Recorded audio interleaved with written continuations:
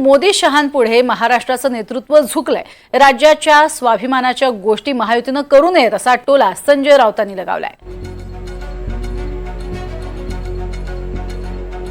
महाराष्ट्राचं नेतृत्व झुकलेलं आहे आणि त्यामुळेच स्वाभिमानाच्या गोष्टी महायुतीनं करू नयेत असा टोला संजय राऊतांनी लगावलाय। यापूर्वी महायुतीनं दिल्लीमधनच बरेचसे निर्णय घेतलेले होते आणि त्यावरही त्यांनी टीका केली आहे।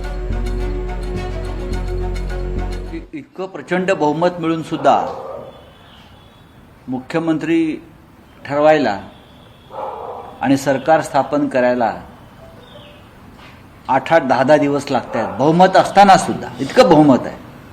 मग भाजपकडे आहे, त्यांच्या मित्र पक्षांकडे आहे, पण मुख्यमंत्री ठरवण्यासाठी त्यांना बैठका घ्याव्या लागतात। पण आता जर मुख्यमंत्री कोणी ठरला असेल तर आम्ही त्याचे स्वागत करू। राज्याचा मुख्यमंत्री आहे। जोरदार टीका केलेली आहे संजय राऊत यांनी।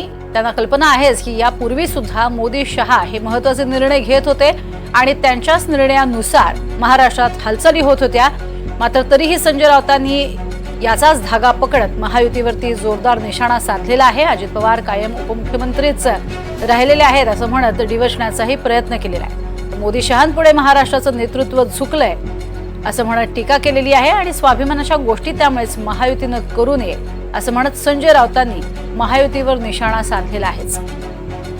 अजित पवार हे कायम उपमुख्यमंत्री आहेतच असं म्हणत त्यांच्यावरही निशाणा साधलाय आणि त्यांनाही टोला लगावलाय।